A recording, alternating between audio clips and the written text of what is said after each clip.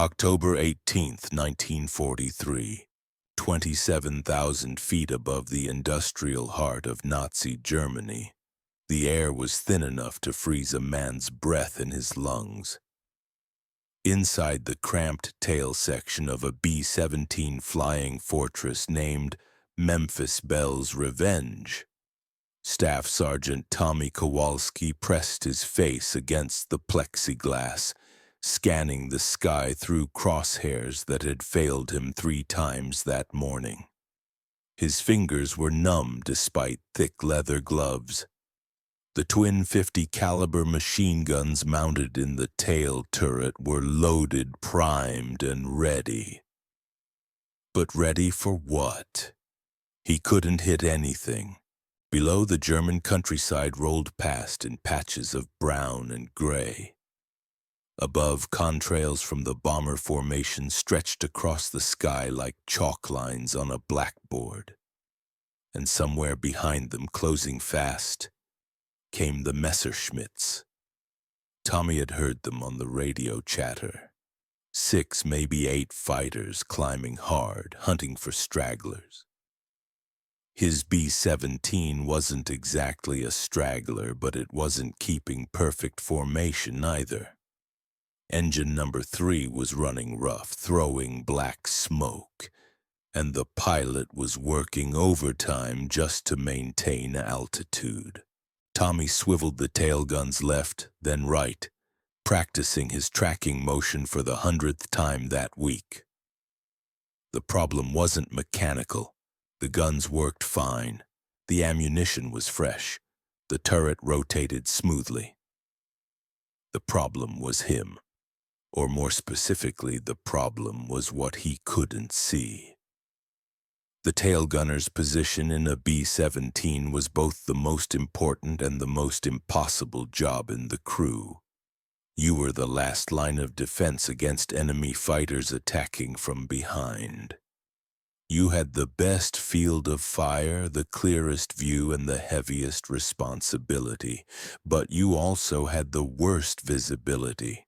The plexiglass dome that surrounded the tail turret was curved, thick, and constantly fogged with condensation.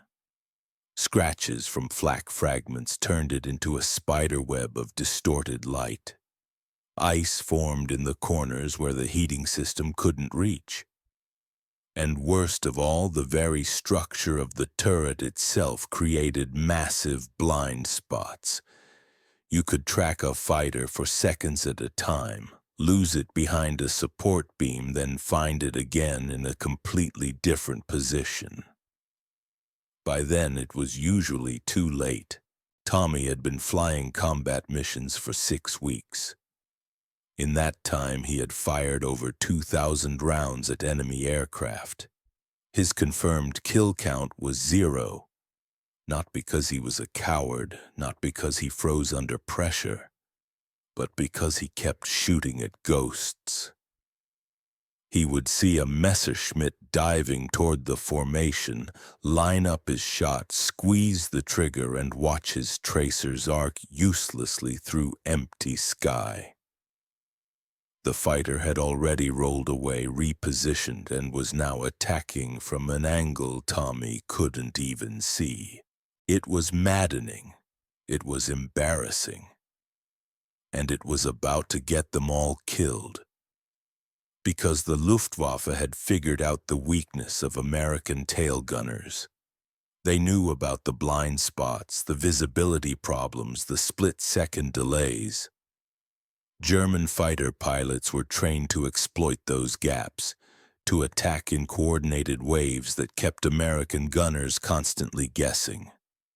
They would come in high, drop low, roll left, then strike from the right. By the time a tail gunner could track and fire, the fighters were already gone. But Tommy Kowalski was not a quitter. He was a 23-year-old machinist from Detroit who had spent his teenage years building engines in his father's garage. He understood angles, trajectories, and mechanical precision. More importantly, he understood that every problem had a solution even if that solution hadn't been invented yet. So while other tail gunners practiced their shooting, Tommy practiced something else. He practiced seeing. It started with a simple observation. During a mission over Bremen 2 weeks earlier, Tommy noticed something strange in the curved plexiglass of his turret. For just a moment, as sunlight hit the dome at the perfect angle, he could see the reflection of aircraft that were outside his direct field of view. It was distorted, warped, barely recognizable, but it was there.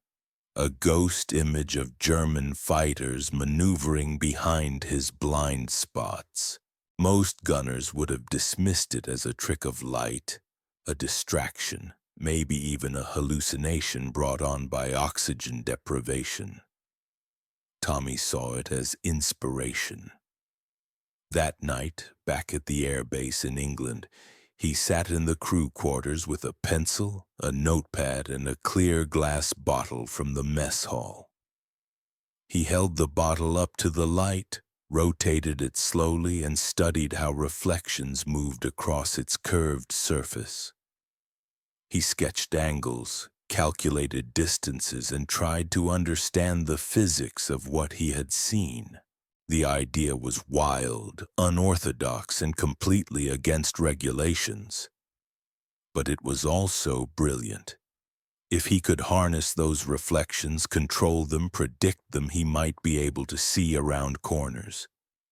He might be able to track enemy fighters even when they were hidden in his blind spots. All he needed was the right equipment, the right positioning, and the courage to trust his own eyes over standard operating procedure. 3 days later, Tommy approached his crew chief with a request that sounded insane. He wanted to install mirrors in his tail turret. Not big mirrors, not obvious ones, but small, carefully angled pieces of polished metal that could give him a wider field of view. The crew chief laughed. Then he saw the diagrams Tommy had drawn, the calculations he had made, the precision of his planning. The laughter stopped. It wasn't regulation equipment. It wasn't Army issued. It wasn't approved by anyone higher than a staff sergeant with grease under his fingernails and desperation in his eyes. But war had a way of making the impossible seem reasonable, especially when American bombers were falling out of the sky at an alarming rate. The crew chief looked at Tommy's sketches for a long moment, then nodded. They would try it. The installation took place during a foggy morning when most of the officers were in briefings and the flight line was quiet. Tommy and the crew chief worked with handheld mirrors salvaged from the base barber shop, along with strips of polished aluminum cut from damaged aircraft. They mounted the mirrors at precise angles inside the tail turret, positioning them to catch reflections from areas that were normally invisible. It looked makeshift, improvised, almost comical. But when Tommy climbed into the turret and tested his new system, something remarkable happened. He could see everything. Not perfectly, not clearly, but enough. The mirrors created a network of reflected images that gave him a nearly 360-degree view around the aircraft. Enemy fighters that had once disappeared into his blind spots were now visible as distorted but trackable reflections. He could follow their approach, predict their attack angles, and position his guns before they even came into direct sight. The system wasn't perfect. The images were warped, reversed, and sometimes confusing. It took practice to interpret what he was seeing, to distinguish between real threats and optical illusions. But Tommy had always been good with his hands. good with mechanical puzzles, good at seeing patterns that others missed. And now, for the first time since joining the crew, he felt like he had a fighting chance. 2 weeks later, on a bombing run over Schweinfurt, that chance would be tested in the most violent and decisive way possible. Because the Luftwaffe was coming and they were bringing everything they had, the first test came sooner than expected. October 20th, 1943. The target was Düren, a railway junction 30 miles southwest of Cologne. The mission briefing had been routine, almost boring. Light flak expected minimal fighter resistance. A milk run compared to the hell of Schweinfurt or Regensburg. Tommy sat in the tail turret as Memphis Belle's Revenge climbed through 10,000 feet, testing his mirror system for what he hoped would be a quiet training flight. The mirrors caught morning sunlight and threw fractured rainbows across the turret walls. In the curved reflection of the largest mirror mounted just above his left shoulder, Tommy could see the ghostly outline of their escort fighters, P-47 Thunderbolts weaving back and forth above the bomber formation. In the smaller mirror angled near his right knee, he watched the tail section of another B-17 maintaining formation 200 yards behind them. Everything looked normal, peaceful even. Then the radio crackled with tension. Bandits, 11 o'clock high, coming down fast. Tommy swiveled his guns toward the front of the aircraft, useless from his position, but his eyes stayed glued to the mirrors. That was when he saw them, not directly, not through the main plexiglass, but reflected in the barbershop mirror mounted at eye level. 3 dark shapes diving from the sun, still miles away but closing with the deadly patience of hunting wolves. The Messerschmitts were using classic Luftwaffe tactics, approaching from the front where the B-17's nose guns could engage them, then rolling under the formation to attack from below and behind where most tail gunners lost them completely. But Tommy could see their entire approach in his network of reflections. He watched them dive, watched them level off beneath the bombers, watched them begin their climbing turn toward Memphis Belle's Revenge. His heart hammered against his ribs. His breath fogged the inside of his oxygen mask. This was it, the moment everything would be tested. Not just his mirror system, but his ability to trust what he was seeing, to fire at targets that existed only as distorted images in polished metal. The first Messerschmitt appeared in his lower mirror, inverted, warped, but unmistakably real. Tommy tracked its movement, calculating speed and distance by instinct rather than training. The German pilot was good, experienced. He approached in a shallow S-curve that would normally keep him in a tail gunner's blind spot until the last possible second. But Tommy could see him coming, could follow his entire approach through multiple mirror angles. When the Messerschmitt finally rolled into direct view, Tommy was already waiting. His guns were trained, his trigger finger steady, his breathing controlled. The twin .50 calibers erupted in a sustained burst that shook the entire tail section. Tracers arced through the thin air, not where the fighter was, but where it was going to be. Tommy led the target perfectly, firing into empty sky with absolute confidence. The Messerschmitt flew directly into the stream of bullets. Metal sparked, glass shattered. Smoke poured from the engine cowling. The fighter rolled away, trailing fire, and disappeared into the clouds below.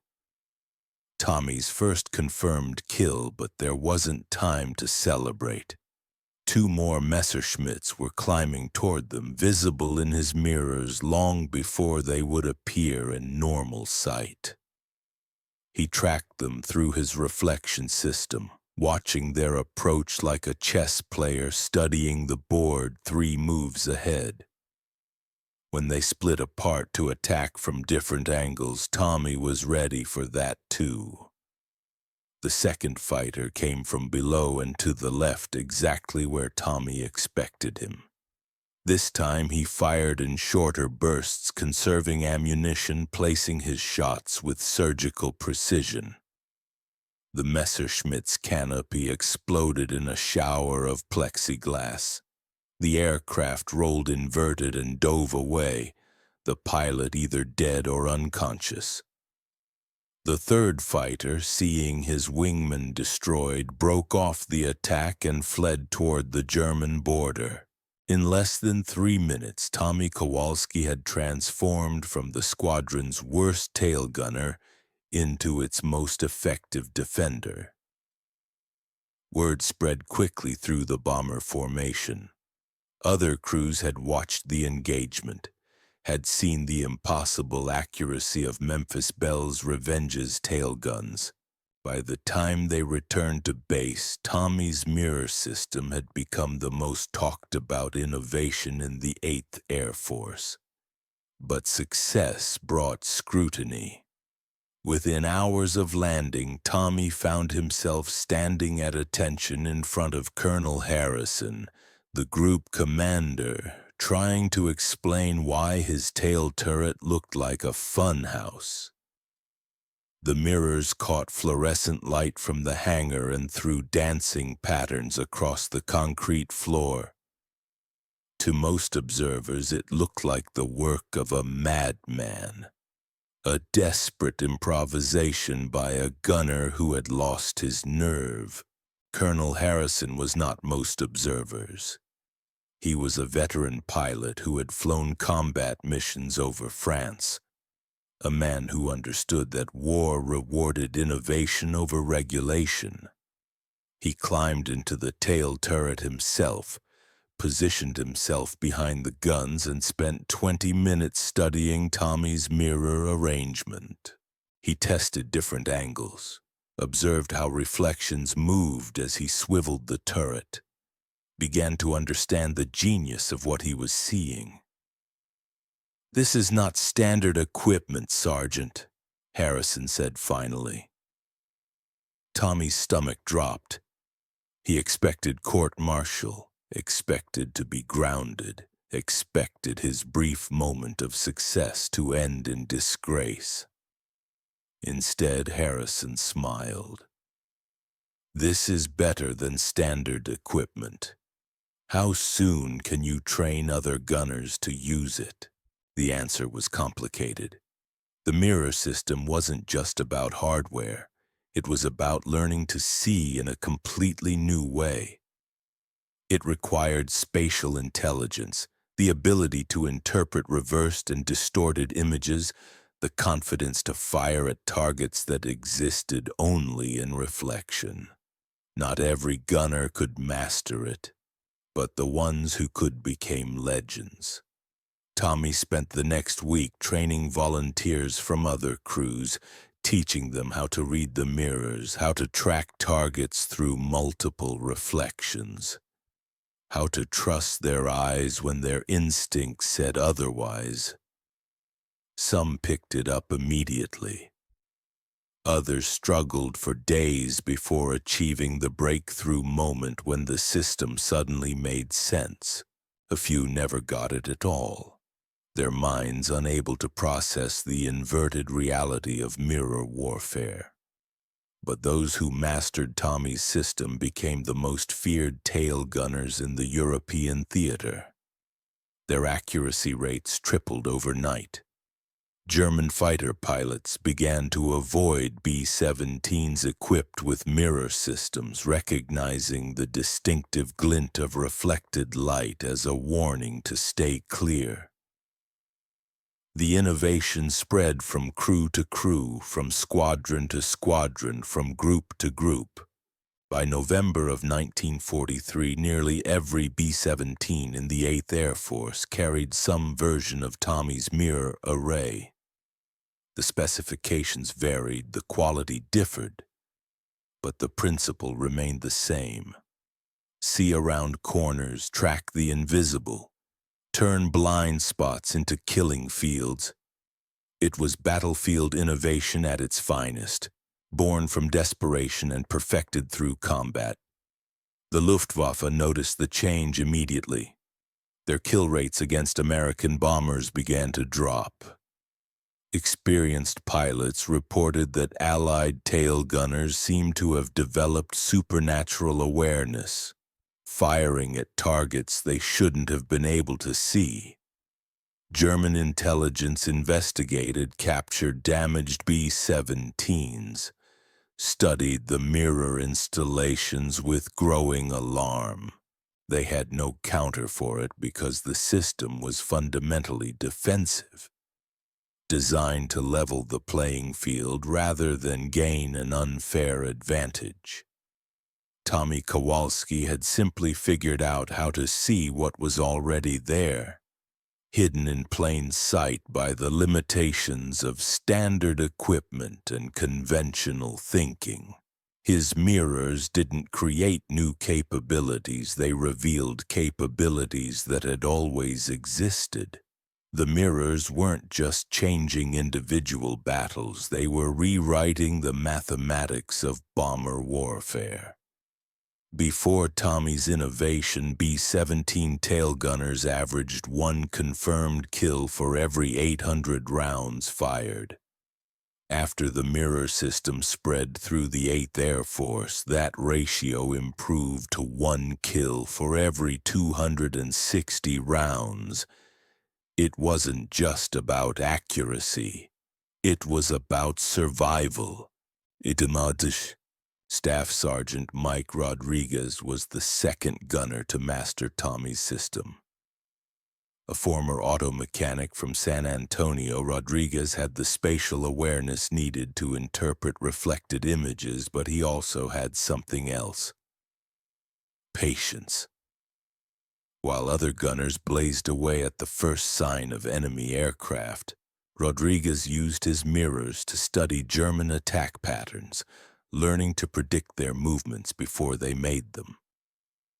On November 11, 1943, during a mission over Munster, Rodriguez encountered something no American tail gunner had faced before: a coordinated attack by 12 Messerschmitt Bf-10-9s approaching in 3 waves of 4 aircraft each. Standard tactics called for panic fire, spraying bullets in every direction and hoping to hit something. Rodriguez did the opposite. He watched. Through his mirror network, he could see the entire German formation maneuvering behind his aircraft. The first wave came in high and fast, drawing his attention upward. The second wave approached from below, hidden beneath the bomber's belly. The third wave hung back, waiting to exploit whatever opening the first 2 created. It was textbook Luftwaffe coordination designed to overwhelm a single gunner through sheer complexity. But Rodriguez wasn't fighting blind anymore. In his largest mirror, angled 45 degrees above his left shoulder, he tracked the high attack. In the curved barbershop mirror near his right elbow, he followed the low approach.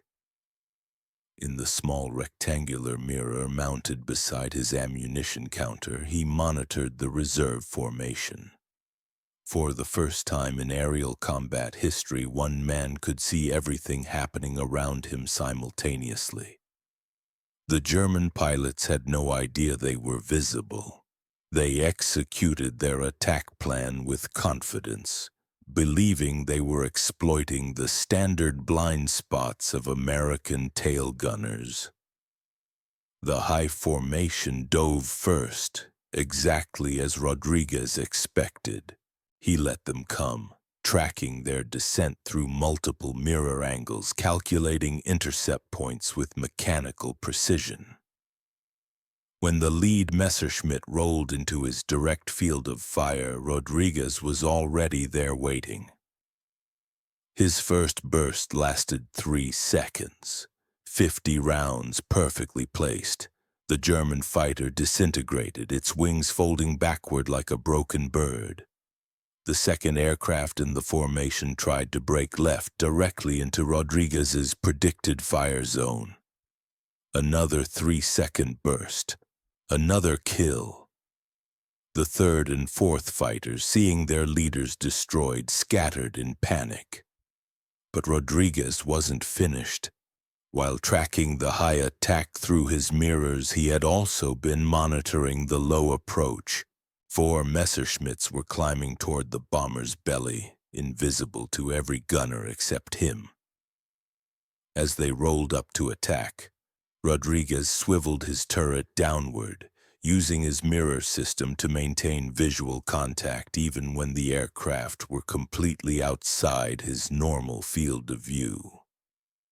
The German pilots never saw it coming. They were attacking what they believed was a blind spot, approaching from an angle that should have been completely safe. Instead, they flew into a precisely aimed stream of 50 caliber bullets. 2 went down immediately. The third limped away, trailing smoke and fuel. The fourth broke off the attack and fled toward the German border. 8 fighters engaged, 4 destroyed, 1 damaged, 3 driven off, all in less than 5 minutes. Rodriguez had achieved something that military strategists considered impossible.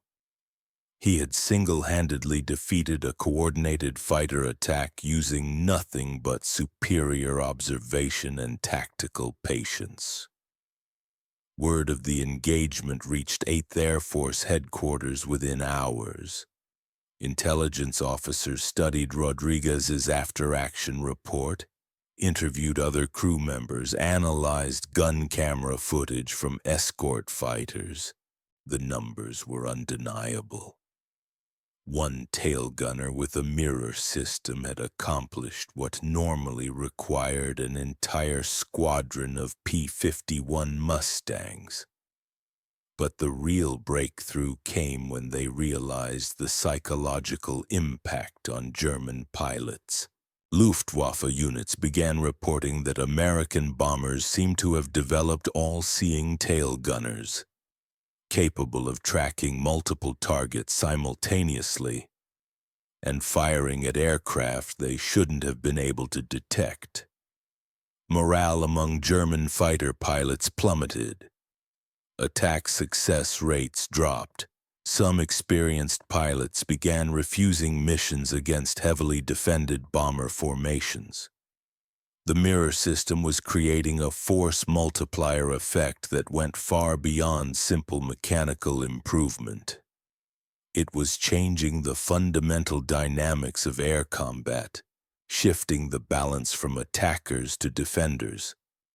German tactical manuals, refined through years of successful combat, suddenly became obsolete. Attack patterns that had worked for months were now suicide missions. By December 1943, Tommy Kowalski found himself reassigned to a new role. No longer just a tail gunner, he became the 8th Air Force's unofficial instructor for defensive gunnery systems. His job was to travel from base to base, training crews on mirror installation and usage, refining the system based on combat feedback, developing new techniques for different tactical situations. The work was exhausting but rewarding. Every week brought new success stories, new innovations, new proof that his simple idea was saving lives. A crew from the 91st Bomb Group reported destroying 6 fighters in a single mission using modified mirror arrays. A gunner from the 384th developed a technique for using mirrors to coordinate fire with other turrets, creating overlapping fields of observation that eliminated virtually all blind spots. The system evolved rapidly through battlefield testing. Early mirror installations used barbershop equipment and salvaged materials. But by early 1944, specialized optical equipment was being manufactured specifically for bomber defense. The mirrors became smaller, clearer, more precisely angled. Mounting systems became standardized, adjustable, integrated into the aircraft's structure rather than jury-rigged onto existing equipment. Tommy's original innovation spawned an entire industry of defensive improvements. Engineers developed periscope systems for ball turret gunners. Optical specialists created wide-angle lenses for waist gunners. Even bombardiers received mirror equipment to help them spot fighters during bomb runs. The B-17 was transforming from a flying fortress with serious defensive weaknesses into a truly all-seeing weapon of war. The Germans tried to adapt. They developed new attack patterns, approached from different angles, used the sun and clouds to mask their movements. But every tactical adjustment was met by corresponding improvements in American defensive systems. It became an arms race fought with mirrors and mathematics, where the side that could see clearest would ultimately prevail. Lieutenant Colonel James Mitchell, a group operations officer, summarized the transformation in a report to Washington. The mirror system has fundamentally altered the tactical equation of bomber defense. We are no longer fighting with one eye closed. For the first time since operations began, our gunners can see the entire battlefield simultaneously. The psychological impact on enemy morale has been as significant as the tactical advantage. But perhaps the most remarkable aspect of the mirror revolution was its grassroots origin. No engineer had designed it. No general had ordered it. No factory had manufactured it. The system that was changing the course of air warfare had been invented by a 23-year-old machinist with a handful of barbershop mirrors and the stubborn refusal to accept that problems couldn't be solved. Tommy's innovation represented something larger than tactical improvement. It demonstrated the power of individual initiative in warfare. The ability of enlisted personnel to identify problems and develop solutions faster than official channels. It proved that the best military innovations often came not from headquarters or research laboratories, but from the front lines where necessity met ingenuity. The mirror system also revealed the importance of seeing warfare from new perspectives, literally and figuratively. For decades, military theorists had accepted that aircraft had unavoidable blind spots, that defensive gunners would always operate at a disadvantage against attacking fighters. Tommy proved that assumption wrong by changing how people looked at the problem, by finding ways to see around corners and through obstacles. As 1943 turned into 1944, and Allied bomber formations grew larger and more heavily defended, the mirror system became standard equipment throughout the European theater. What had begun as one desperate gunner's improvised solution had evolved into an essential component of American air power. The B-17 Flying Fortress, already legendary for its ruggedness and firepower, gained a new reputation for all-seeing defensive capability. German fighter pilots began calling American bombers the mirror birds, aircraft that seemed to have eyes in the back of their heads. Some Luftwaffe units reported that approaching Allied formations from any angle had become virtually suicidal. The psychological warfare aspect of the mirror system proved as valuable as its tactical benefits, creating hesitation and fear among enemy pilots who could no longer rely on surprise attacks. The innovation continued spreading beyond heavy bombers. B-24 Liberator crews adapted the system for their aircraft. Fighter squadrons experimented with mirror arrays for formation flying and defensive maneuvering. Transport pilots used simplified versions to watch for enemy interceptors. Even ground personnel found applications for the observational techniques Tommy had developed. By February 1944, the mirror system had evolved far beyond Tommy's original barbershop equipment. Engineering units at bases across England were producing standardized optical arrays, precision-mounted and calibrated for maximum effectiveness. But with success came bureaucracy. Military procurement officers wanted specifications, testing protocols, official documentation. What had been a flexible, adaptable innovation was in danger of becoming rigid regulation. Tommy found himself caught between two worlds. On one side were the engineers and officers who wanted to codify his system, turn it into official doctrine with proper manuals and training procedures. On the other side were the combat crews who understood that the mirror system's greatest strength was its adaptability, its ability to be modified and improved based on real battlefield conditions. The tension came to a head during a meeting at 8th Air Force Headquarters. "Sergeant Kowalski," said Major General Curtis Richardson, leaning forward across a polished conference table, "your innovation has proven remarkably effective, but we need standardization. We need every gunner using the same equipment, following the same procedures." Tommy glanced around the room at the collection of brass and clipboard-carrying staff officers. None of them had ever fired a shot in anger, never felt the terror of watching enemy fighters close in while fumbling with frozen gun mechanisms. "With respect, sir," Tommy replied, "the system works because it can be adapted. Every aircraft is different. Every mission is different. If we lock it down to one configuration, we lose what makes it effective." The room fell silent. Staff officers exchanged uncomfortable glances. An enlisted man was politely disagreeing with general officer doctrine, something that rarely happened in military conference rooms.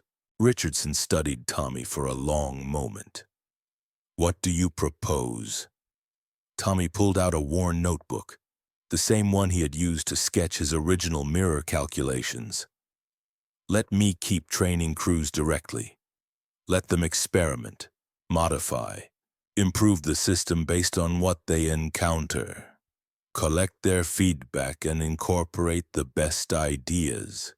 Keep it alive instead of turning it into another regulation nobody follows." The compromise they reached was unusual for military bureaucracy.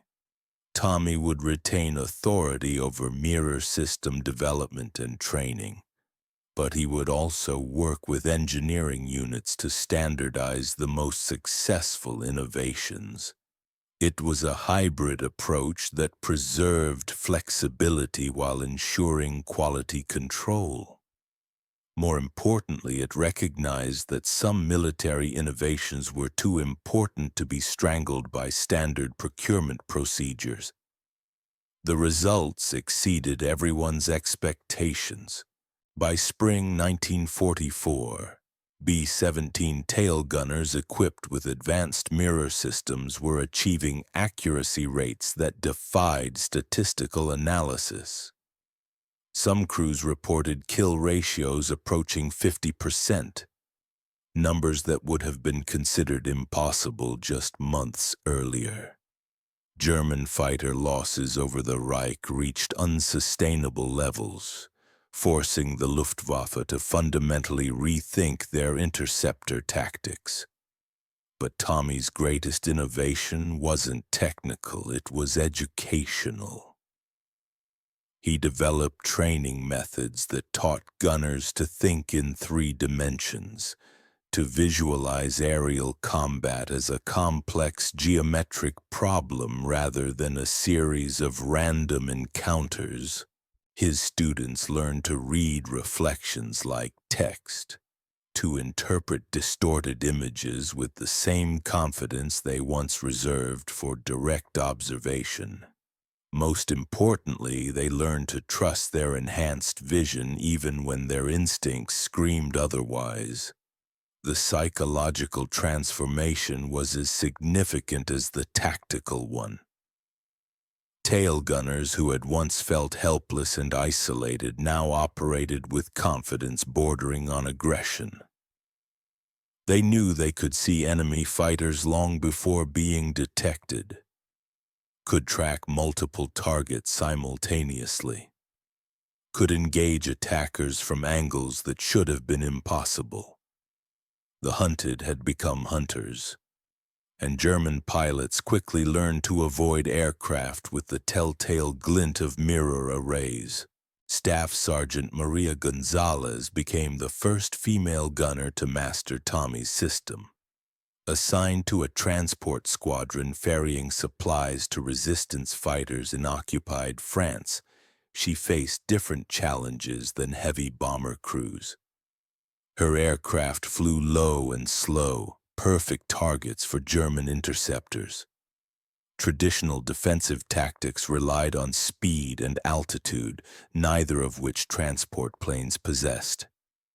But with mirrors, Gonzalez could see attackers approaching from any direction, giving her precious seconds to prepare defensive fire. On March 15, 1944, her C-47 transport was jumped by 4 Focke-Wulf 190s while approaching a clandestine airfield in southern France. The German fighters expected an easy kill, a slow-moving transport with minimal defensive armament. Instead, they encountered Gonzalez's mirror-enhanced gunnery. She tracked all 4 attackers through her optical array, engaging each one as it entered her field of fire. 2 went down immediately. The other 2 broke off their attack and fled. Her success proved that the mirror system wasn't limited to heavy bombers or specific aircraft types. Any defensive position could benefit from enhanced observation. Any gunner could learn to see around corners. The innovation began spreading to other branches of military service. Tank crews experimented with mirror systems for spotting infantry attacks. Anti-aircraft gunners used optical arrays to track high-altitude bombers. Even infantry units found applications for enhanced observation techniques in urban combat. Tommy Kowalski never asked to revolutionize air warfare. He just wanted to see what was coming before it killed him. With nothing but barbershop mirrors and stubborn ingenuity, he transformed bomber defense from blind desperation into calculated precision. His simple innovation saved countless lives, changed the mathematics of aerial combat, and proved that the best solutions often come from the front lines where necessity meets determination. Sometimes the difference between victory and defeat isn't found in factories or headquarters, but in the hands of one man who refuses to accept that problems can't be solved.